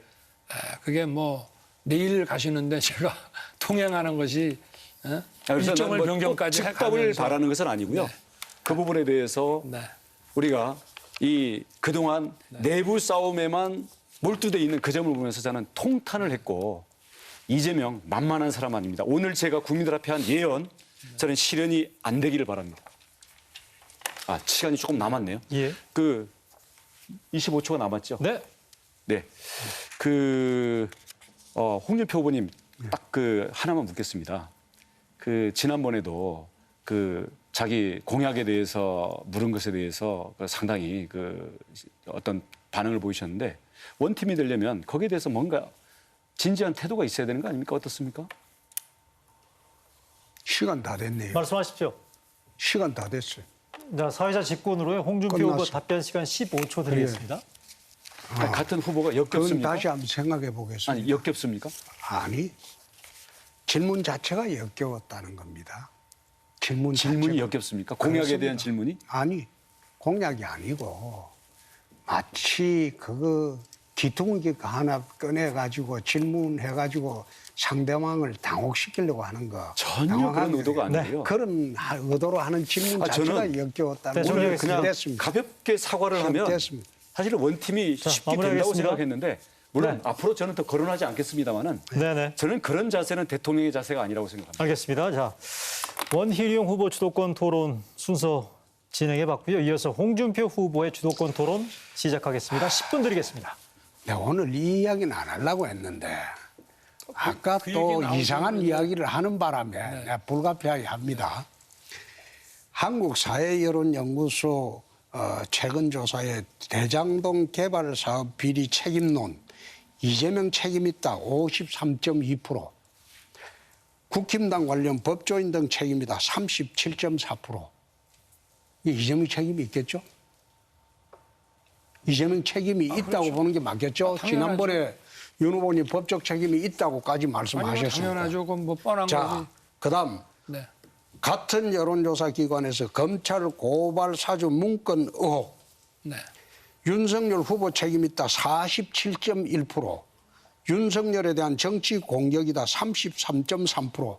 이거는 어떻게 생각하십니까? 그거는 어떻게 그런 희한한 통계만 또 뽑으셨네. 거기 보면은 정치 공작이라고 하는 것이 훨씬 퍼센티지가 높은 통계들이 많이 있고, 그리고 지금 통계만 가지고 이렇게 아니요. 얘기를 하십니까? 윤 후보님. 네. 이거 아마 저도 이거 많이 조사는 봤어요. 처음 한 거로 제가 알고 아닙니다. 있습니다. 그건 뭐 여러 10월 군데에서 26일, 10월 27일에 KSOI에서 처음 한 거로 내가 알고 있습니다. KSOI가 모든 여론조사 기관에 다 KSOI가 그 받아보거든. 민주당하고 우리 홍 후보님한테 좀 잘 나오는 그러면 여론조사 잘 안 나오죠. 제가 제일 잘 나오는 건 KBS 팩트를 여론조사입니다. 갖고 얘기를 하십시오. 무슨 아니 이걸 안 물으려고 했는데 아까 물으시려고 뭐 다 이상한 가지고 뭐 오셨네. 이야기를 뭘 하니까 물으려고. 그런 이야기를 뭐 하는 겁니다. 저 수준을 오늘 좀 높여서 마지막 하시죠. 날인데. 마지막 날인데. 그런 말 하지 마시고 네. 좋은 말로 합시다. 자, 유승민 후보님 내가 물어보겠습니다. 늘 이걸 내가 물어보고 하는데 차기 정부의 여건은 매우 저는 힘든 정부가 될 것으로 봅니다. 마치 IMF 이후에 DJ 정부처럼 그런 힘든 상태가 올 수도 있다. 예. 제가 또 말씀드린 거 퍼펙트 스톰도 이제 의견도 물어보고 했는데 여기에 대해서 이제 차기 정부가 처한 조건을 보면 미중 패권에서 우리가 어디를 처신할 것이냐. 원자재는 안 있고 코로나 위기 내외 환경이 굉장히 악화됐지 않습니까? 정부 국가는 텅 비고 빚만 지금 늘어나 있지 않습니까? 여당은 180석이고 국회 구조가 돼 있는데 대통령이 진짜 운신하기 굉장히 어렵지 않습니까? 거기다가 대한민국 지금 갈등이 좌우로 딱 나눠져 있죠. 그래서 이런 상황에서 우리 원 후보님이 대통령이 되시면 유 후보님, 유 후보님. 내가 참 오늘 실수 많이 하네요. 유 후보님이 대통령이 되시면 어떻게 처신하시겠습니까? 정책을 펴시겠습니까? 한마디로 그래서 제가 대통령이 되어야 됩니다. 제가 국민의힘 후보가 되고 왜냐하면 이 경제 상황이 제일 저는 이거를 촉발하는 방아쇠는 미국의 지난 말씀하셨던 테이퍼링이라고 생각합니다. 미국이 지금 금리를 올리고 우리도 11월에 뭐 거의 올린다고 한국은행 총재가 이야기했거든요. 통화량이 환수되고 이러면 주식시장이고 채권시장이고 무슨 난리가 칠지 모르고요. 우리는 이미 시한폭탄이 여러 개 있지 않습니까? 아까 국가부채, 가계부채, 기업부채도 한 1,000조쯤 되거든요. 그렇습니다. 다 하고 연금 충당 부채까지 합치면 부채가 한 5,000조쯤 됩니다, 우리가. 그렇습니다. 그래서 이 문제는 우리는 부채와 금융과 자본시장 이 약한 연결고리가 한번 터지면 우리는 1997년 외환위기 같은 게 올 수 있기 때문에 이거는 이제 정치인이 함부로 위기가 온다라는 이야기를 그건 굉장히 조심해서 해야 되지만 다음 정부는 그런 데에 대한 소위 말하는 아주 비상 플랜을 바로 집권 초기에 갖고 운용을 해야 되고 그런 점에서 저는 홍 후보님께서 비상경제대책위원회를 바로 만들겠다. 저는 좋은 아이디어라고 생각합니다. 저도 그렇게 하겠습니다. 그렇지만 이게 굉장히 위험하고 우리는 선택할 옵션이 별로 없는 나라입니다. 미국하고 다른 나라입니다. 그렇죠. 기축통화국이니까. 기축통화국하고 다른 나라입니다. 그래서 이 문제는 홍 후보님, 이 문제는 정말 우리 국민의힘 차원에서도 이거는 우리가 여당이 되면 바로 닥칠 문제 아니겠습니까? 그래서 이 문제에 대해서 금융시장과 자본시장 그리고 실물 경제가 정말 IMF 같은 그런 위기가 오지 않도록 관리하려면 모든 면에서 굉장히 저는 유연해야 된다고 생각합니다. 그러니까 너무 엄격한 규칙을 정해놓고 이거는 내 절대 안 해. 이런 자세는 안 되고 주식 공매도처럼요. 공매도는 저 생각 바꾸셨습니까? 예, 아니 그거 아직 안 바꾸셨습니까? 예, 나중에 다시 한번 검토해 보겠습니다만. 아, 그거 너무 극단적인 정책 너무 많이 하시는데 완전 공매도 완전 폐지에다가 저 정시 100%에다가 그래가지고 중도층 표를 얻겠습니까?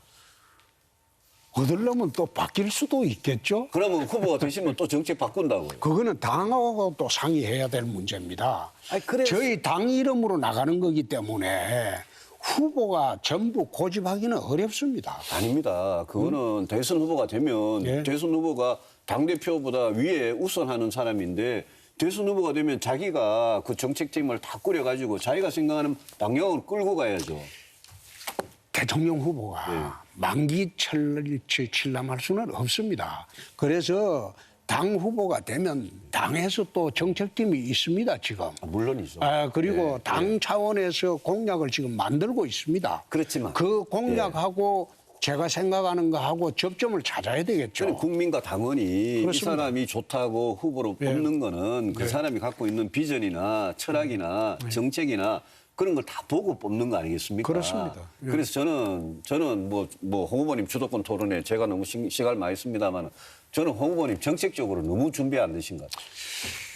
저는 나름대로 준비를 하느라고 했는데 유승민 후보 측에서 그래 이야기하니까 더 이상 할 말이 없네요. 저한테 물으세요. 자, 그다음에 유승민 후보한테 다시 한번 물어보겠습니다. 정치 지도자의 윤리의 정치 지도자의 자격은 저는 리더십, 해안, 설득력, 통찰력, 뭐 추진력 이 정도로 보는데 어떻게 생각하십니까? 저는 다음 대통령은 예. 개혁을 해야 되는 대통령이라고 생각하거든요. 예. 개혁을 하려면 우리 180석 야당을 상대로 그렇습니다. 민주당을 상대로 예. 개혁을 하려면 처음 2년 제일 어려울 때 아닙니까? 제일 중요한 시간인데 그렇습니다. 저는 뭐 해안 총찰력 이런 거 다 중요한데요. 예. 다 중요한데 저는 개혁을 할 수 있는 노동개혁이든 연금개혁이든 공공개혁이든 뭐든지 저는 야당을 상대로 나라가 진짜 조금이라도 나가려고 하려면 야당을 상대로 설득하는 힘이 제일 필요하다고 생각합니다. 저는 제가 여당 원내대표 할 때 제가 청와대에서 엄청 깨지면서 제가 공무원연금개혁을 해본 경험이 있어서 그때 우윤근 원내대표, 이종걸 원내대표 상대로 정말 너무나 힘든 개혁을 제가 해봤습니다. 그래서 민주당 저 180석을 저 사람들을 국민 여론의 힘을 입어서 저 사람들을 설득하지 못하면 굉장히 힘들다고 생각합니다. 네. 원희룡 후보님에게 한번 묻겠습니다. 아까 이제 마음이 좀 상하셨던 분인데 아닙니다. 제가 뭐 유감 평 거론하지 않겠습니다. 괜찮습니다. 사과의 말씀을 드립니다. 제가 좀 과한 것 같습니다. 사과해 주셔서 고맙습니다. 예, 네. 예. 그래 하고 사실 이제 이재명의 제일 문제가 대장동 게이트도 게이트지만은 저는 파퓰리스트라고. 그렇습니다. 예? 소위 기본 시리즈를 내세우는데 난 저 사람이 대통령이 되면 내가 한번 이런 이야기를 한 적이 있습니다. 베네수엘라 급행열차가 될 것이다. 문재인 대통령은 베네수엘라 완행열차였다면 이재명은 급행열차다. 나라를 부채공항으로 만들 것이다. 내 그런 말씀을 한번 말을 한 일이 있습니다. 그래서 이재명하고 붙는데 대장동 비리만 있는 게 아니고 가장 중요한 거는 국가 재정을 파탄낼 경기도의 차배설하고 내 한번 명명을 한 일이 있습니다. 어떻게 생각하십니까? 제가 볼 때는요, 우리 홍준표 후보님도 과거 1980년대 본인이 그 개천에서 용날 때의 그 시대의 가치에 갇혀 계세요. 홍준표 후보가 이끌어 나가는 대한민국은 1980년대로 과거로 돌아가는 완행열차가 될 겁니다. 그래서 아, 그래요? 예. 예, 예. 그러니까 그런 점에서 아까 정책의 준비가 안 된 것을 당을 의지하시는데 제가 비난하는 거 아닙니다. 자기 공약은 자기가 준비를 해야 되는 거고요. 대통령이 현실에 대한 이해, 국민들의 아픔에 대한 뜨거운 관심. 안 했습니다. 그리고 그 정도로 하고. 지난 대선 때는 당에서 공약을 전혀 만들어준 일이 없습니다. 지난 탄핵 대선 때는. 당 정책에서 그럼 공약 이번에는 당에서 해줄 거니까 좀 나을 거다 생각하시는 그게 거군요. 아니죠. 제가 생각하는 거하고 당 생각이 접목이 돼야죠. 제 것만 옳다는 식의 정치는 하지 않습니다. 자기가 생각이 없는 대통령은 문 대통령 하나로 충분합니다. 아마 생각은 내가 아주 강하게 있는 사람일 겁니다. 아니요, 빈깡통 같아요. 그런 식으로 비난하는 것은 마지막 토론에 적합하지 죄송합니다. 않습니다. 네. 네, 네. 자, 홍준표 후보 주도권 토론 시간 다 쓰셨고요. 이어서 마지막 주도권 토론은 유승민 후보에게 드리겠습니다. 자, 제가- 10분 드리겠습니다. 예, 제가 정책 질의하기 전에 윤 후보님, 이거는 정말 좀 불상사에 관한 건데요. 불미스러운 일에 관한 건데 그저께 춘천에서 토론할 때 또 어제 여의도 KBS 앞에서 윤 후보님 캠프 측 관계자가 저희 캠프 측 도와주는 지지자들이 여기 와서 이제 응원한다고 이렇게 자리를 서로 이렇게 양보하면서 잡지 않습니까? 그렇죠. 근데 춘천에서도 폭행이 있었고 여의도 어젯밤에도 폭행이 있었어요. 그거 좀 후보로서 좀 그 폭행당한 분들도 다 우리 당 어제요? 지지자 어제 뭐 여의도에서 뭘 했나요? 아니요 그런 일이 있었습니다. 그래서 저는 뭐 어제 얘기는 못 춘천 들었고. 이야기는 들으셨습니까? 춘천 얘기는 들었는데 그래서 제 말씀은 제가 그걸 뭐 윤석열 후보님한테 따지는 게 아니고 윤 후보님 직접 폭행하신 것도 아니고 근데 윤 후보님 캠프 사람이 그랬기 때문에 그거 다 우리 저희 캠프 사람이 아니라고 하던데요. 우리 캠프 아니 사람은 그러면 거기 오히려 그걸 와가지고 말렸다고 하는데. 거기 와가지고 자리 차지하는 사람이 캠프 사람이 아닙니까? 아닙니다. 캠프 사람이 거길 왜 오겠습니까? 그럼 지지자들이 그냥 오시는 거죠. 그래서 캠프 관계자가 그거를 말렸고 뭐 큰 충돌은 아니었다고 이렇게 저는 그런 들었는데 부분에 대해서 굳이 뭐 그걸 오늘 같은 날 이런 얘기를 자리에서 후보가 좀 사과를 하셔야 되는 거 아니냐. 그런 생각이 들어서 이 소중한 시간에 아니, 우리 캠프 말씀을 관계자는 드렸고요. 오히려 그러니까 뭐 사과 안 말렸다고 하시겠다면 하더라고요. 됐습니다. 됐고요.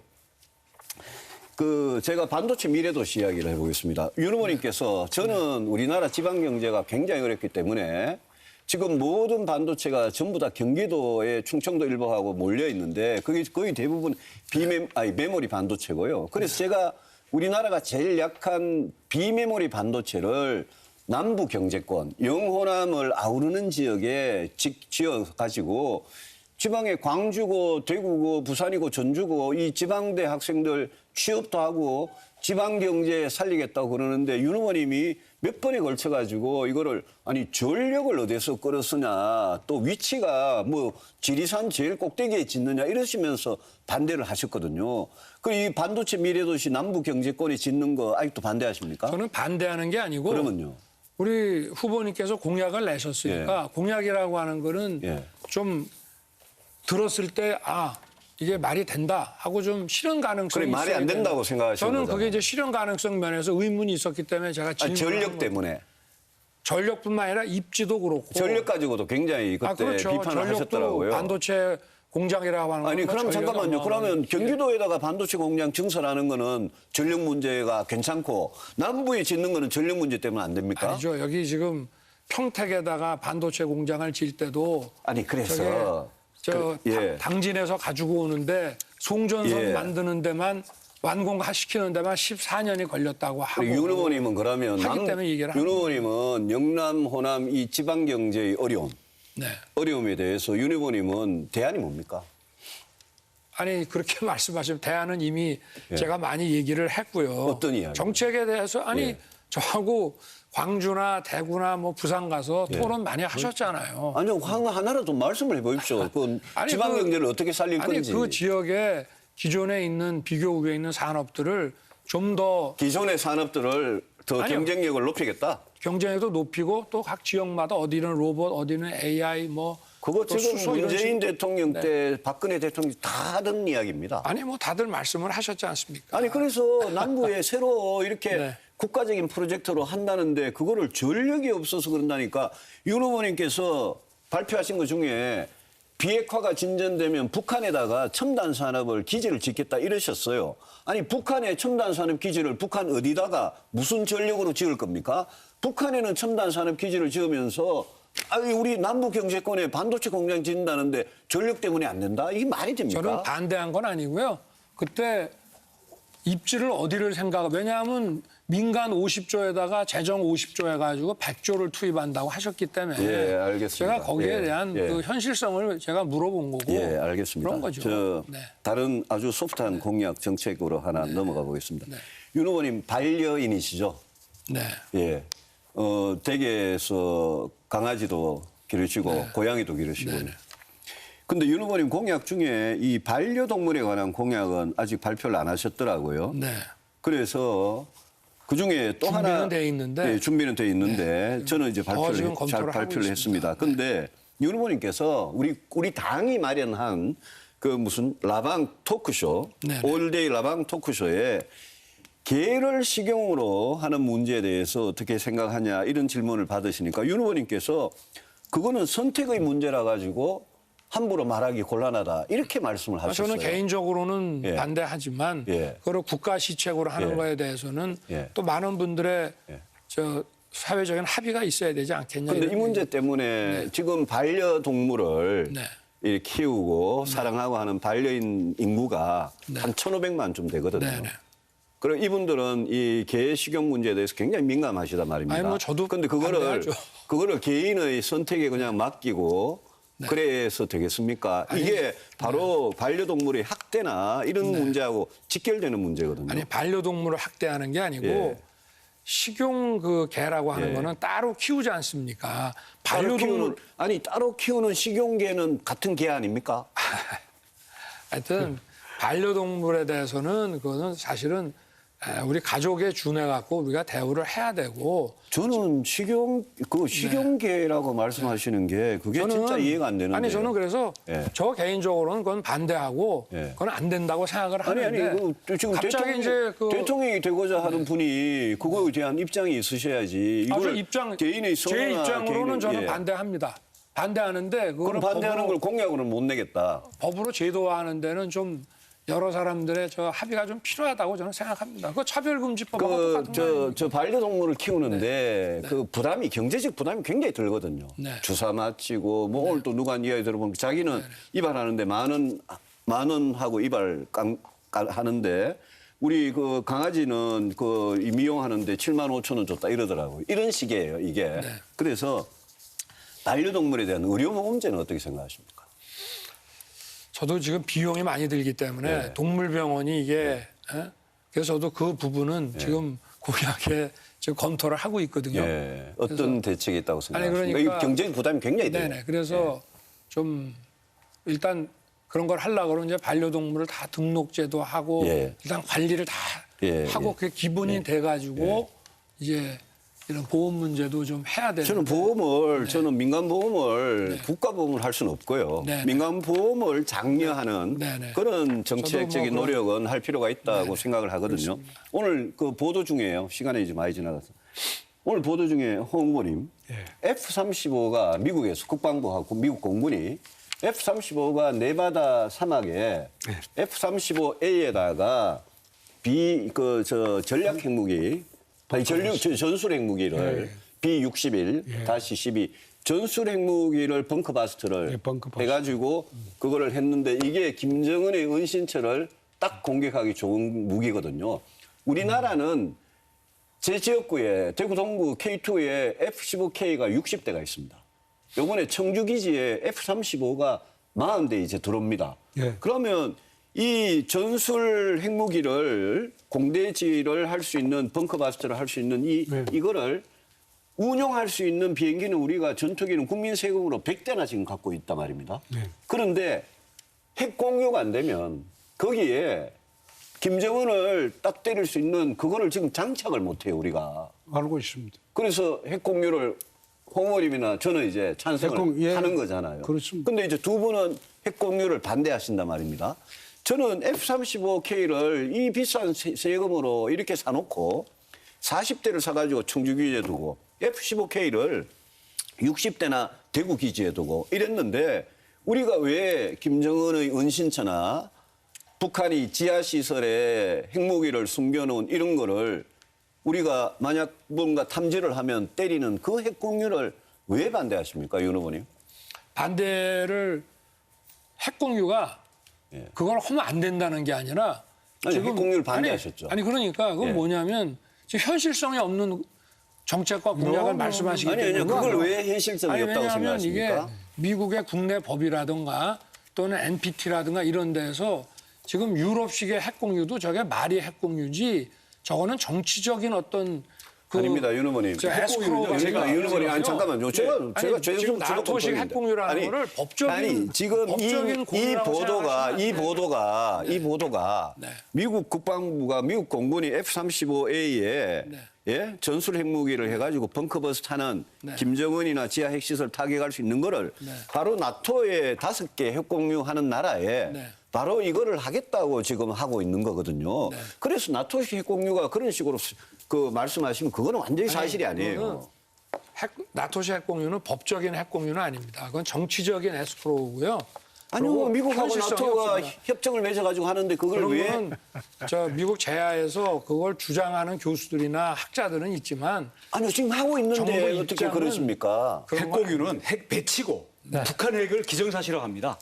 아이고, 그리고 제- 김정은 은신처는요. 예, 제가 탄두 무게 제한이 없어졌기 때문에 원어머님한테 대형 폭탄으로 얼마든지 매몰시킬 수 있습니다. 저 토론의 룰을 지켜주십시오, 원어머님. 네, 오늘 저 후보님들께서 워낙에 토론 규칙을 잘 지켜주셔가지고 전체 토론 시간에 좀 여유가 있어서 제가 발언 시간 말미에 약간의 시간적인 여유를 드렸다는 거 말씀을 드리고요.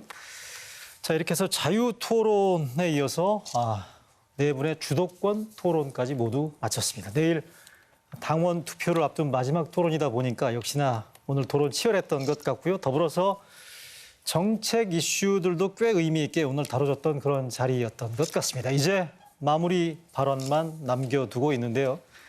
내일 당원 투표를 앞두고 마지막으로 국민들에게 꼭 전하고 싶은 말씀 각 후보님들께 1분 10초씩 드리겠습니다. 먼저 이번 토론 대미를 장식하는 마무리 발언은 원희룡 후보부터 시작해 주십시오. 예, 국민 여러분께 묻고 싶습니다. 여러분이 만들고 싶은 대한민국은 어떤 대한민국인가요? 위대한 대한민국은 거짓말과 선심으로는 만들 수 없습니다. 원희룡의 일감 주도 성장과 국가 찬스 기회복지는 이재명의 기본소득과 기본주택을 이깁니다. 이재명은 진보도 좌파도 아닙니다. 거대하고 추악한 게이트 세력일 뿐입니다. 이재명의 교활한 가짜 얼굴을 벗기고 승리를 거둘 사람은 저 원희룡뿐입니다. 여론조사도 원희룡이 이재명을 이긴다고 나오고 있습니다. 11월 5일 이재명이 가장 두려워할 소식은 국민의힘 후보로 원희룡이 뽑혔다라는 소식입니다.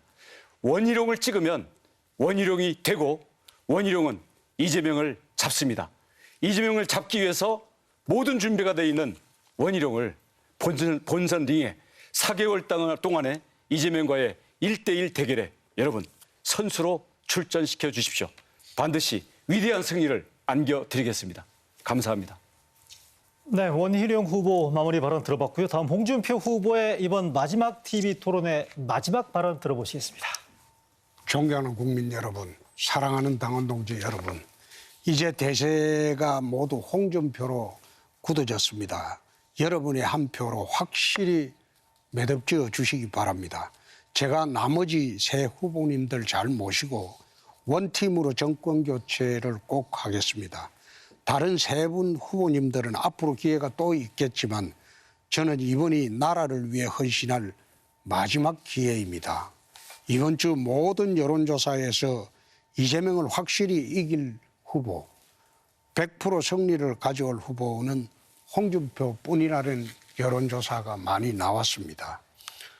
홍준표가 여러분의 한을 풀어드리고 원을 들어드리겠습니다. 20대 대통령이 되면 힘들고 가난하고 어려운 서민들을 돕는 약자를 위한 그런 푸근한 대통령이 되도록 하겠습니다. 홍준표를 찍고 자유대한민국을 지킵시다. 홍준표입니다. 부탁드립니다. 네, 이어서 역시 마지막 TV 토론의 마지막 마무리 발언 순서 유승민 후보께 1분 10초 드리겠습니다.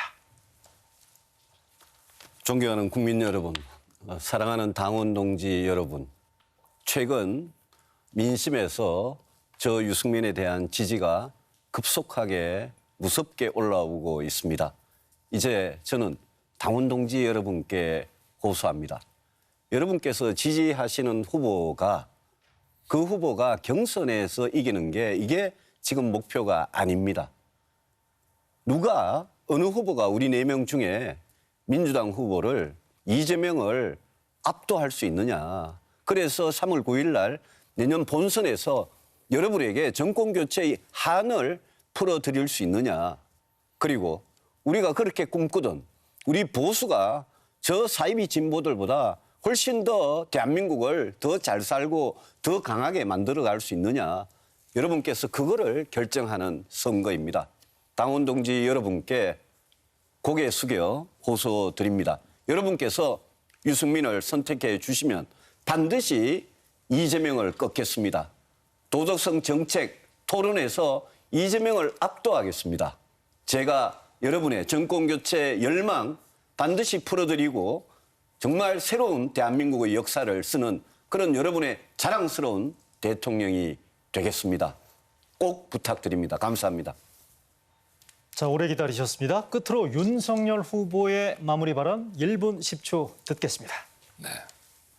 16번에 걸쳐 우리 당의 이 경선 토론을 시청해 주신 국민 여러분, 그리고 당원 동지 여러분께 감사드립니다. 그리고 함께 열띤 토론을 통해서 국민들께 각자의 그 경쟁력을 보여주신 우리 동료 후보님들께도 깊이 감사드립니다. 저 윤석열은 여러분들께서 그동안 다 보아오셨지만 절대 권력과 불의에 따르지 않고 오로지 국민만 보고 국민에 충성했습니다. 지금 이 불의와 위선의 이 정권을 교체해서 국민들께 정말 주권을 국민들께 되돌려드리고 또 법치와 상식과 공정을 기반으로 해서 우리나라의 자유민주주의를 꽃피고 경제의 번영을 일으키는 토대를 제가 만들겠습니다. 내년 3월 9일 그 승리의 그날을 여러분과 함께 하겠습니다.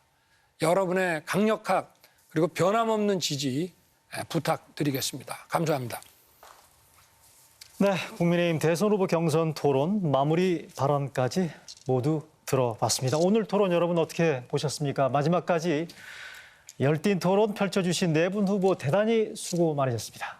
막바지로 치닫고 있죠. 국민의힘 대선 경선 레이스 이제 피니시 라인 결승점이 얼마 남지 않았습니다. 오늘 금요일 제20대 대통령 후보자 지명을 위한 국민의힘 전당대회에서 누가 최종 후보로 발표될 것인지 관심 있게 지켜보겠습니다. 지금까지 시청해주신 여러분 대단히 고맙습니다.